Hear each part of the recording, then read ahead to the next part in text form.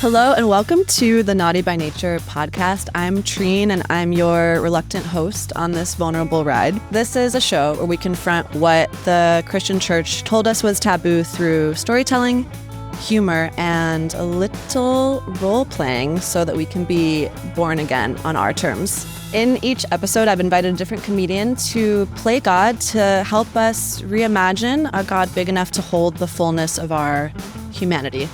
So, God, are you ready to kick us off? This is episode 3, Deconstruction.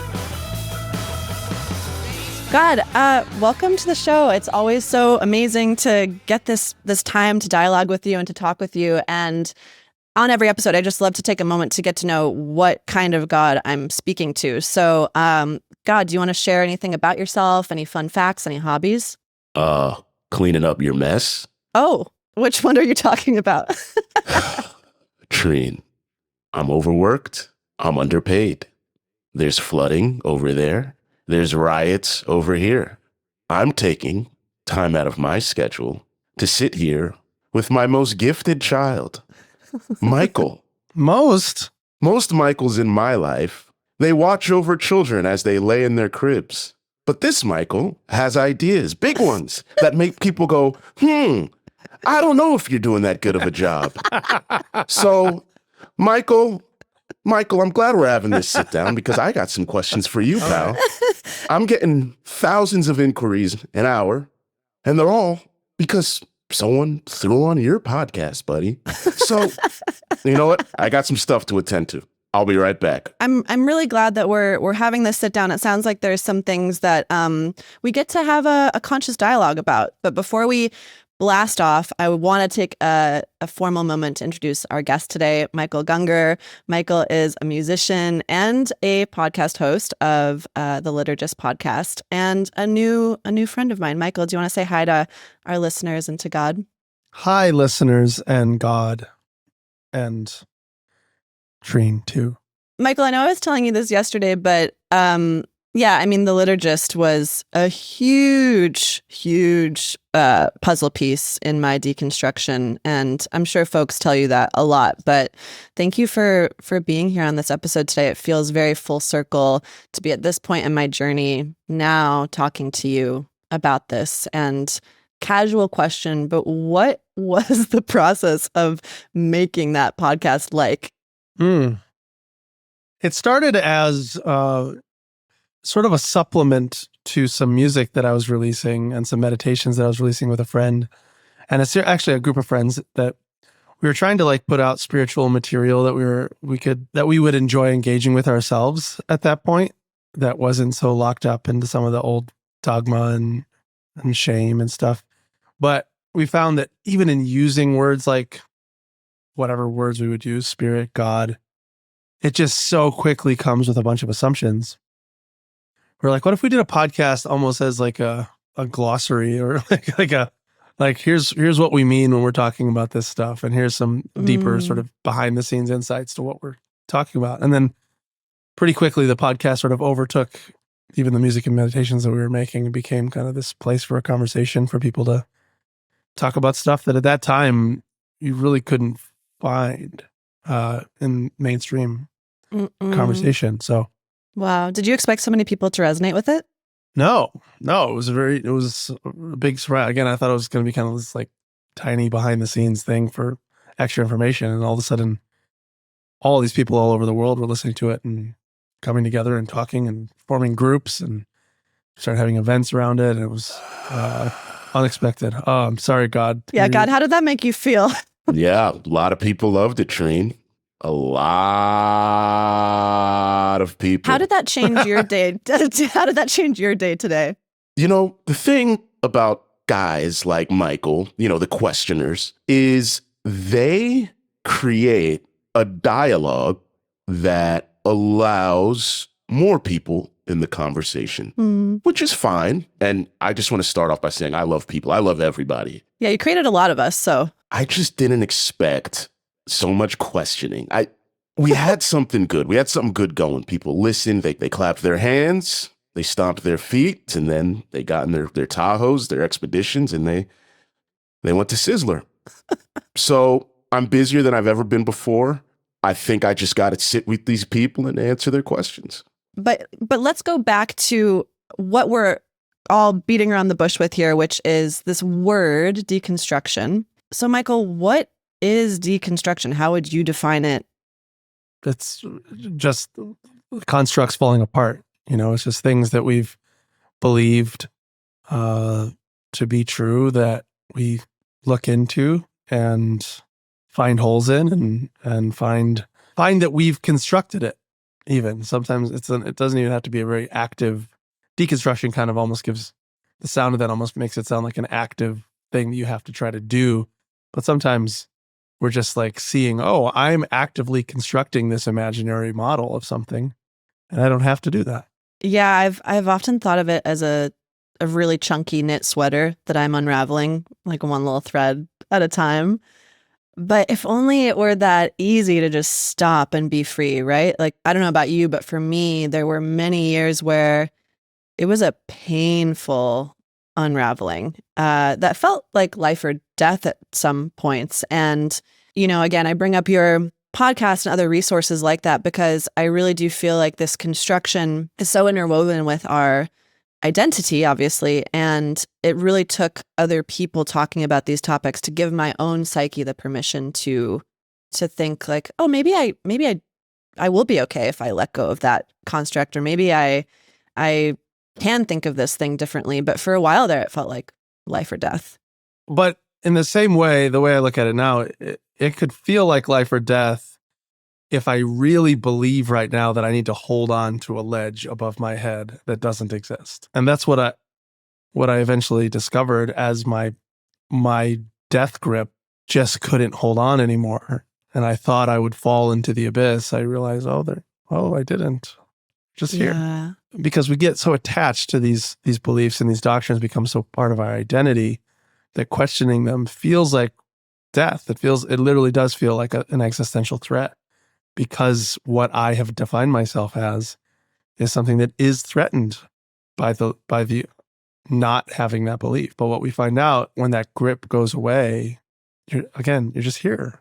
The infinite mystery in which you live and move and have your being is not threatened by your questions like this. As fun as the little joke God thing is here, that's a joke, obviously, because God could not be threatened by your thoughts, your questions, your hanging on or you're not hanging on. God, are there any things that you're having doubts about or struggling to believe right now? Well, I can't believe I'm talking with this guy. To my chagrin, I have to admit with Michael that no, I'm not threatened. I think the problem is I've been tasked with helping comfort my children from fears, doubts that came from them. I didn't say these things, but they feel this way. And now I sit with them and explain to them why there's not a basement full of fire that they're going to be in for the rest of their lives or end of lives. So there is no penalty for this. There's only extra work for me. What is sort of the employee structure you have going on over there? Like, how many employees? Like, are you in a big like corporate office building? Like, what's going on over there, God? I probably got, 40,000 cubicles, all manned or angeled. Wow. And we're getting calls consistently. So we're getting anything from calls about divorce, people angry at me, natural disasters. Well, God, hold tight. I definitely want to make room for more of your issues to be in this conversation as well. But I want to go back to Michael and dig a little deeper into this deconstruction journey. So, Michael, was there a breaking point for you, like what you said of letting go of the bar, where you really were able to surrender and let go?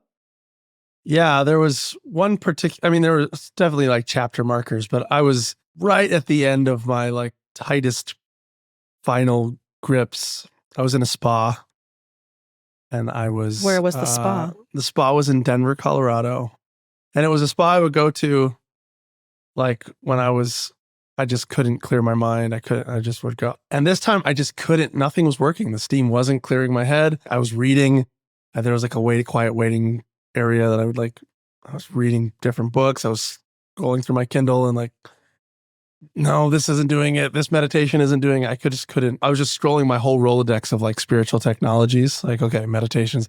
I've gone through sort of like my Buddhist meditation phase, my every variety of Christian thing that you could imagine. I tried to be Catholic for a while. I grew up Pentecostal. I was trying to be, okay, none of this is working. I had just seen this show where this guy was like praying secretly to Allah, doing these Muslim prayers. And I was like, I haven't really explored that. And so I got down in my bathrobe on the spa floor and I start like kneeling and grasping at straws. Literally like as grasping at just thin air. Just what can I possibly find? Yeah. And then I just kind of like saw it. It was almost like the camera zoomed out. And I was like, how pathetic is this searching become? I'm just like, what could I possibly appropriate or just know nothing about, but just try to grasp to like find some sense of meaning or okayness. Yeah. It was like a death of sorts. It was like, I can't, that grasp that of like holding on to this ledge, just literally my hands just kind of like, ugh, and just fell open. It was like, I can't do it anymore. I could feel though, as I was like slipping into this death, it was like, I know that there's no, like what I said about like God couldn't be threatened by my belief or lack of belief, or like, I just knew that to be true on like a deep fundamental level, that whatever real is, whatever the capital R real is, whatever God would be, that if God was infinite, why would it possibly be threatened by a tiny little thought in one brain? Like, who cares? As I just sort of opened my hands, or my hands were opened, maybe more accurately describing it, because that death felt also like, in a way, the most beautiful act of surrender and trust that I'd ever experienced. And I would say of God, even though I let go of my belief in God. And I didn't need to like fix that paradox. It just was what it was. And then I stood up and I remembered that my brother was in town. And I was like, why am I at the spa right now? My brother's in town. Like, what am I in hang here, out with like, my brother, reading books and want to go see my brother. And then I saw the woman standing at the front desk and I was like, oh, look at this lovely person. I didn't even notice her walking in. Like, wow. Hi, I hope you have a nice day today. And I just noticed like, oh, I'm just here. It's just here. It's fine. There's nothing. Yeah. And all of a sudden, all the love and okayness that I thought I would find through these beliefs, through whatever, was just here. Wow. You had a really big lightning bolt shift of a moment. I'm curious, like for you, God, were you worried in that moment that you and Michael were breaking up and he would be lost to you for forever? Or what was going through your mind at the time?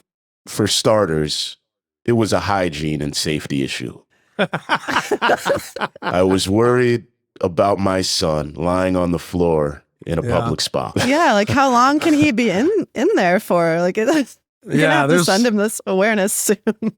Gonna up getting some gout or something down there. I'm almost a little jealous of your big lightning bolt awakening moment. Mine felt like a very painful medieval torture device.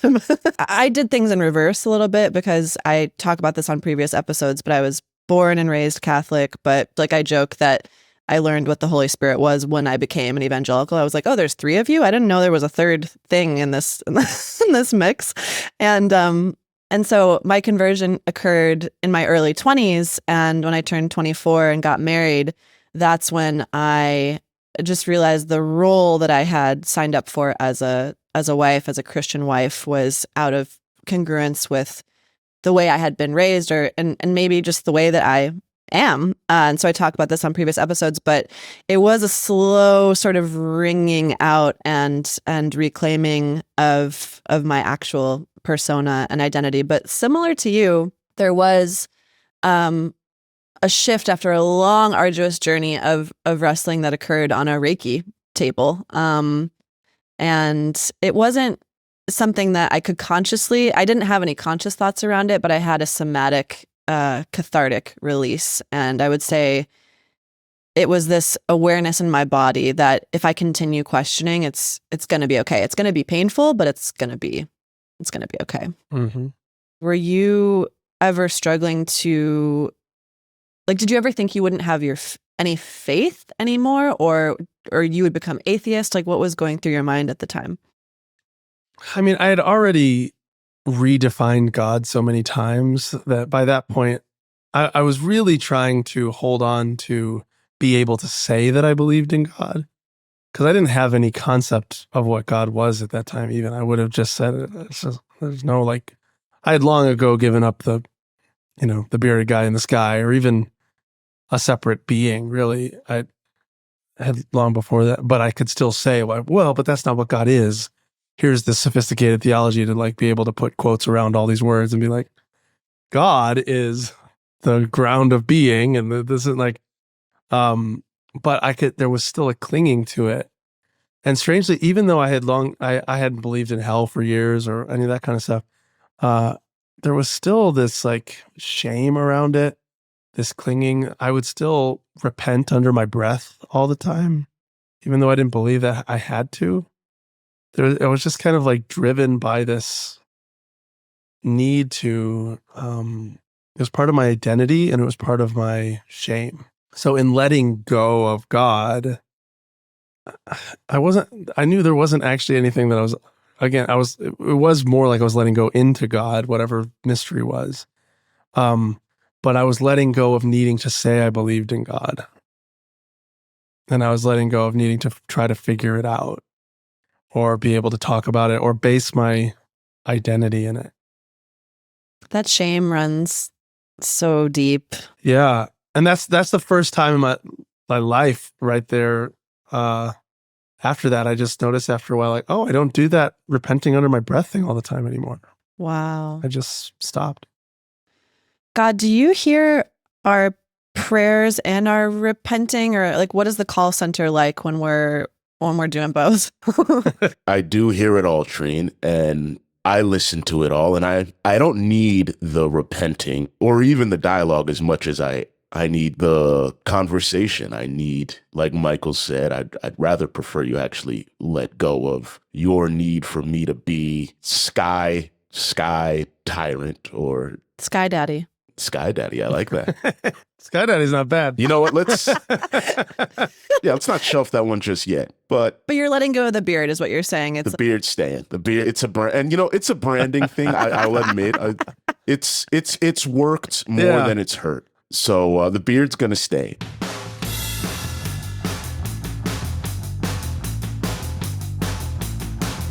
Michael, you kind of addressed this, but were there resources at this time that you turned to for support? Again, with the quote deconstruction, like, world did not exist. Like, I had friends like Peter Rollins who could handle a fully deconstructed version of all these things Christianity and talks about. But when I met Mike McHargue, who was the guy that I started the Liturgist with, it was this, like, lightning bolt of, like, oh my God, you too? Like, he had fully deconstructed his beliefs. He was an atheist for a while. But he had also had mystical experiences where he's like, I don't know what to do with this. I don't know what to, and same with me. I was like, some of the most real experiences of my life. Or not some of the most real experiences of my life had been these mystical, absolute mystery dissolved into love experiences. Like, how do you talk about that without words like God?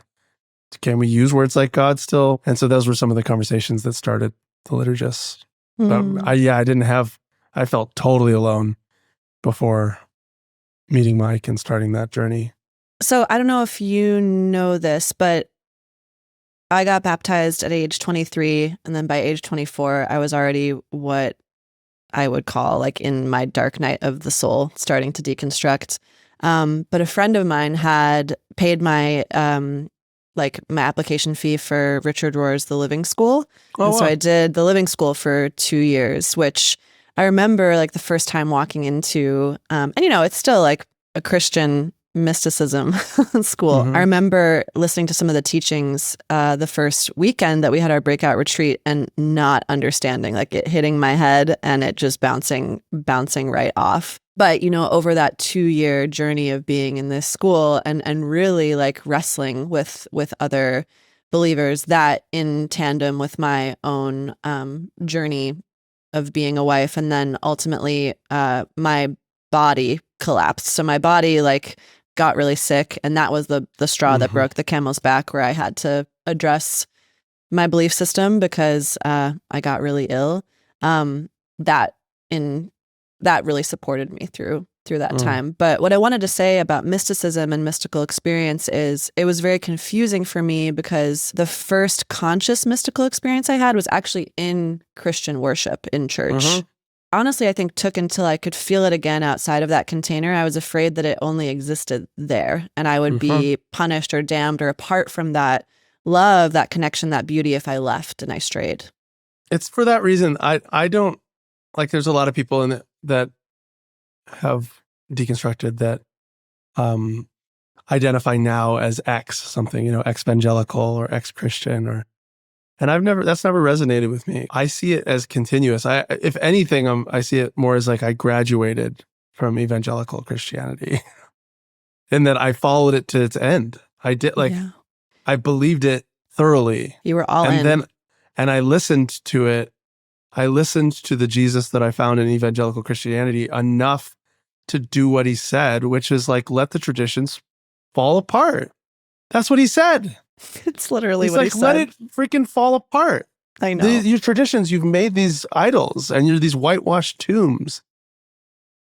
Follow me into where I am, in the streets, in the prisons, in the hospitals. Like, love the people that the Christians were saying were out. I was like, this doesn't sound like Jesus. Like, when you follow him, the monstrosities made in his name will fall apart.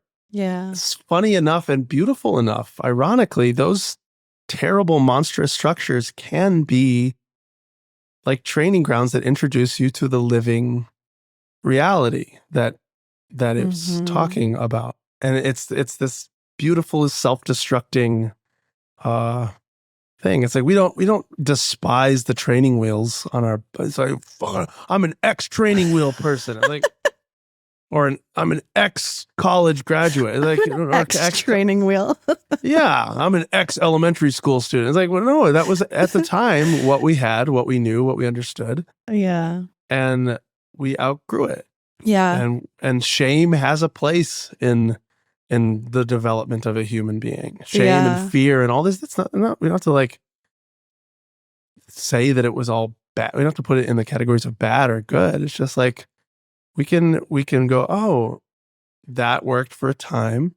And now I see that it's not just this worship service that I can find in this Christian church that I can find the divine in. I can find this everywhere. It's good news. I think to put it into these binaries perpetuates that cycle again of something else that you'll have to get out of. And God, I just want to say that like maybe it wasn't Michael who's the son who questioned too much. I think Jesus might have been the original bad boy here. So we might have to have a conversation.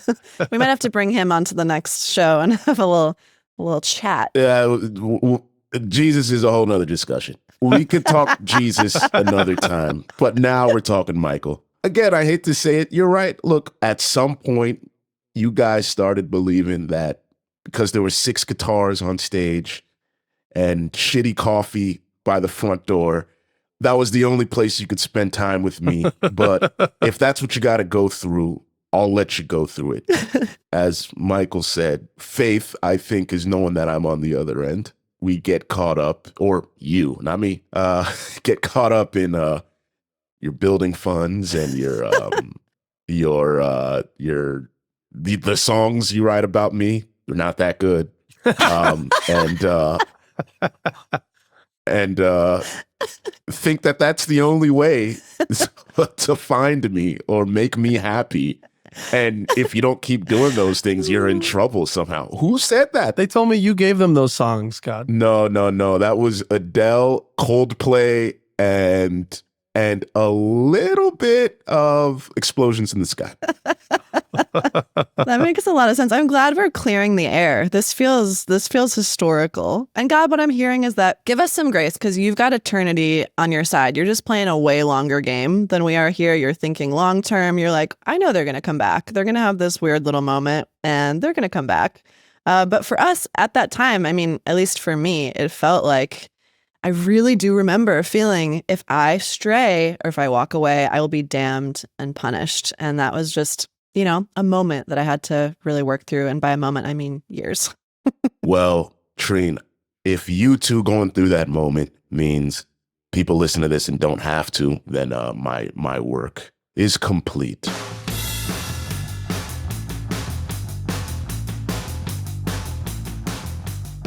Michael, do you remember, like, at the time when you were unraveling, deconstructing these constructs, were there things that you were nervous to talk about? Like, for years, every step of the way, it was scary. It was never an easy letting go of any of it. Like, the first thing was the mark of the beast. What's the mark of the beast?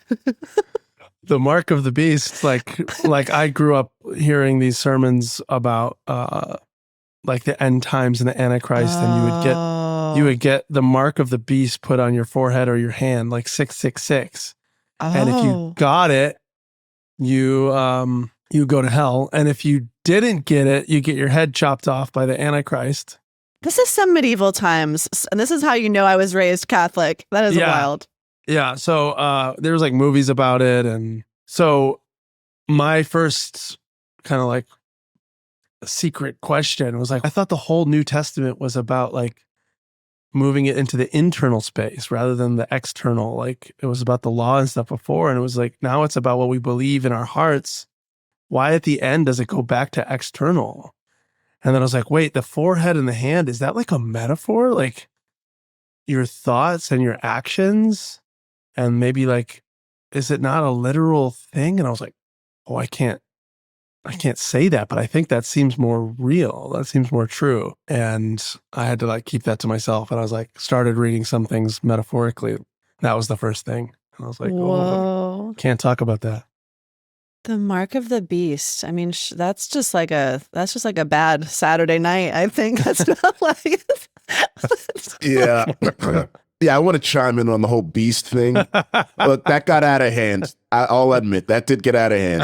That sounds like a PR thing gone wrong. We sold a lot of books. Yeah, you did. Treen, I'm going to send you a copy. I do want to apologize. Tim LaHaye, we really trusted him with that, and he kind of fumbled. It became a little too real. So, Michael, I do apologize. Oh, no. I do apologize. I forgive you. It's those were great books. They were great books. We made a lot of money. We did a lot of good things with that money. But Nick Cage got involved at some point. Nick, my God. This thing, Treen, you got to understand, this went higher than I could have ever imagined, even though I knew it would, of course. But, I do apologize. There was some damage done. And I think there's some merit to Michael's point. Wow, I'm really glad we cleared the air on that one as well. And thank you for teaching me something about evangelical Christianity that I didn't yet know. For me, I remember like things like I started masturbating later in life because of Catholicism. And so things like self-pleasure and of course sex and of course considering alternate systems to monogamy, like thinking about what are people doing when they're poly? What are people doing when they're E&M? Just thinking about those things, thinking about reincarnation, thinking about other deities, thinking about that God could have feminine attributes or maybe be a feminine being. All of that felt so taboo. And I had to like open the soup lid very slowly in order for the steam to get out. That's what you call it, the soup lid? Right now. Will you play the kazoo? Well, can you? No. I needed that. I believe you said that you began masturbating because of Catholicism, and that's intriguing. Oh, wow. What a misspeak. It's like, man, I should have been Catholic. And now, from your kneeler, unzip. I can't recover. No, that was a grave misspeak. I did not even know I had anything. Yeah. I did not know I had anything below the belt until I was like 30. I didn't think I knew I saw my feet. Anything between belly button and feet, I see. Off limits. The soup lid was closed.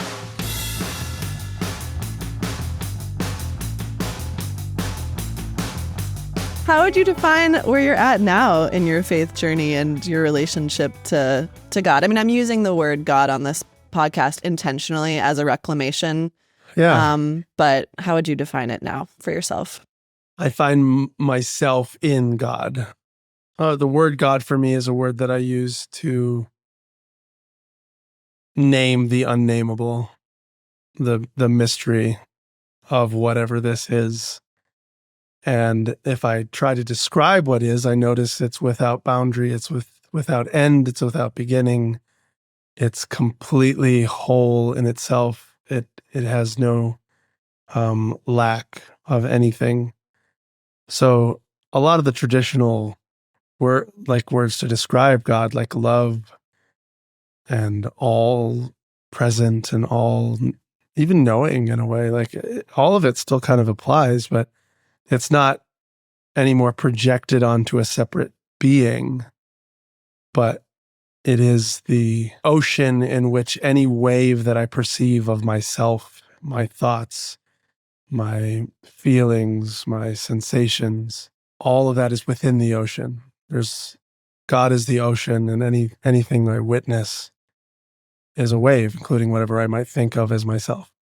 My relationship to that is being subsumed and consumed by that moment to moment in the mystery of existence. Wow. God, what do you think? I think Michael's got it. He's onto something. God went silent. That's right. There it was. That was the real God for a second. Yeah, that was pretty good.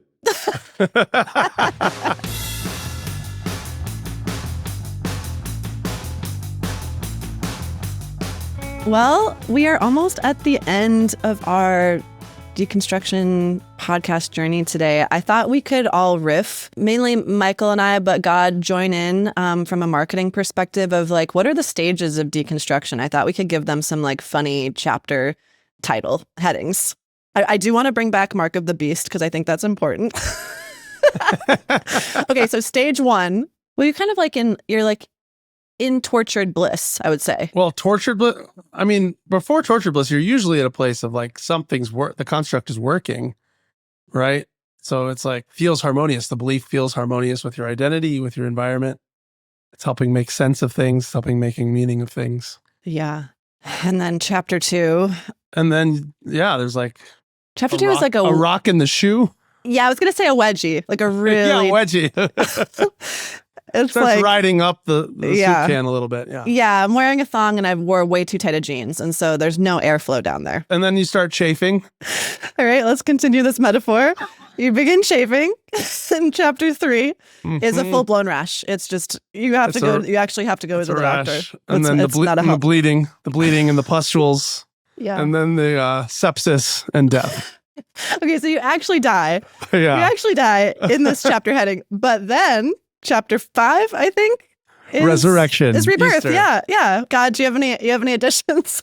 I think you two know exactly how you think that experience was. So yeah, let's leave it there. I do think it's like worth pointing out some of the major issues I've seen. Usually, it depends how fundamentalist you were. Like most people aren't so fundamentalist that the mark of the beast is probably that big of a deal. But it could be anything. I mean, for some people, but usually along the path from evangelicalism, at least, you usually hit Genesis, something about like evolution or the age of the earth or something like that usually comes up. And then at some point, the question of gay and are gay people going to hell? And then hell comes up and the problem of evil comes up. Why would God allow suffering and evil? And those are the big ones that I've seen in myself and in like almost everyone that I've talked to that have gone through this. Or some asshole runs for president. Yeah. Oh boy. Yeah. That's a big one. But that's a catalyst. I think that's sort of like it reveals some of the hypocrisy of the community. And because the community, I do think, is actually more of the source of why people hold these beliefs than the actual merit of the beliefs in themselves. It's actually like the impetus. How do you get a bunch of people to believe like crazy shit? You make them afraid of questioning it, and you make them afraid of questioning it by threatening their place in the community if they question it. So when the community all of a sudden is shown to be hypocritical and like the dark side in ways, it's like, oh, are we not the good guys? Like, Yeah. I thought we were the rebels in the Star Wars movie, not the Empire. And when that gets revealed, then it's like, wait, well, why am I believing everything they tell me to believe? And so I think that's a catalyst for starting to look at the beliefs. But coming from Catholicism, but really being raised just culturally Christian, I always, my best friend growing up from age 2 was gay. And, you know, the question of dinosaurs, it was always like I was putting those beliefs on hold while I was receiving so much belonging, love, you know, but it was a matter of time before those questions came back into my consciousness. But I will say that learning an alternate orthodoxy from the Center for Action and Contemplation with Father Richard Rohr, this was a moment where I was like, oh, we're just distilling one thread of the history of Christianity, and we're leaving out so many other texts, i.e., one of the biggest ones, Mary's Gospel. When I could then recognize that, oh, I'm just allergic to what I'm allergic to in society, which is white supremacy, which is all of these systems that use fear to control humans, then I could actually reclaim my faith and be like, there's so much beauty in the Christian tradition, and I don't think it has to be thrown out. But what we do need to separate is the history of oppression from the faith system. And I love what you're doing with even like what you said at the beginning about reclaiming words like God. And I think that can be done with all of Christianity, because it's the way I see the teachings of Jesus, and you see threads of mystical Christianity through different times of history, the Desert Fathers and Mothers, you see it in the Celts, you see it in the different saints and mystics through history. It's the mainstream Christendom that spreads its message through violence and fear and shame. And that message, that mystical strand of Christianity that hears the mystery of Jesus's teachings, and it's often, you can find it in the Synoptic Gospels, you can find it in the Gospel of Mary, all these different places. It's a powerful tool, and it's a powerful, beautiful technology that I actually think, by those of us seeing what it can be and using the words properly, if you will, not thinking of God as this, no offense, God, but as this silly bearded cartoon character in the sky, but the mystery in which we all live and move and have our being. And when we actually begin to use that word in that way, it's salvific. It's like, especially for those of us who have been oppressed by these systems, because if we just try to shove it into the closet and be like, okay, I'm X that, and I'm just an atheist now, I'm ex-Christian, I'm whatever. A lot of times what I've seen in people is it still kind of like puppets them from the shadows. Yeah. Like, they're like, we're still caring about what these weird religious voices are saying on social media. We're hammering them because, like, who cares? Why do we care about what all this backwards thinking from these unnecessary dogmas and traditions that we don't believe in anymore? Why not just move on? And it's easier to move on when we can actually heal and actually integrate and incorporate what could be beneficial from our past and from our lexicon and our common myths and narratives and technologies, that we can use it to build a better world for each other. And there's a lot there. Yeah. So I just, that's to affirm, I love your reclaiming of it, rather than it's easy to just like throw it away, or to try to, but what ends up often happening is we throw it into the unconscious closets where. Yeah. And I did that for many years. I couldn't have made this podcast any sooner than I am now, because I'm honestly not threatened or angry. I had to heal in order to speak about it. And there's a part of me that could just go on and not speak about it. But I think this has been a beautiful, like you said, reclamation and integration of now being on this side and wanting people to know, look, wherever you're at in your journey, whatever you believe, I think it's perfect. And I love you. And also, I think there is some healing that some of us who have experienced this can do together through humor. Humor. We can put on our hokas and have the humor and play. And yeah, that's the intention behind this. So thank you for saying that and seeing that. Well, we are at time, so I just want to thank you, God, for holding the space for us today, for taking time out of your busy schedule with the 30 to 50,000 angels at the call center to speak with us. And again, today's guest was Michael Gungor. Michael, will you just tell folks what you're up to now, how people can support you, where they can find you, all that? Yeah, at Michael Gungor is or at Gungor Music, but I'm, let's see, the projects that I'm doing right now, I'm doing a weekly, starting tonight actually at midnight. Ooh. I'm doing a weekly song that I'm going to be releasing through this kind of side project that I started called Waywu. Wow. Check that out, but you can follow me on Instagram or whatever if you want to hear more about that. And I have like a Patreon and stuff. And if you follow me on Instagram and look at my link tree, you can see all kinds of stuff that I'm doing. Amazing. I'll make sure to link that in the show notes. And Thanks. Today's God was played by John Itiola. John, will you come on camera and introduce yourself to us and to the listeners? And I just want to acknowledge that you actually became a real life God this year because you are the father to a 1-year-old. Yes, I have an only begotten son, and his name is Rio. This was fun. Feels good to be God. Feels good to be God. I can see why God wouldn't want to lose the beard too. It's looking good on you. Yeah, it's looking good. Thank you. John, how can folks find you and support your comedy? I'm on Instagram. You could find me at what's my handle? Oh, isn't it Word Games? It's Words Played, WORDSPLAYED, and I haven't toured in a while, actually. Right now, I'm just doing local shows in San Diego, and I'm working on stuff online. Stay tuned. I'm recovering from year 1 with this kid, so I've been a little in the weeds lately. Yeah, you've literally got your hands full. All right, well, thank you everyone for tuning in. Please check in for further episodes, and until then, stay naughty.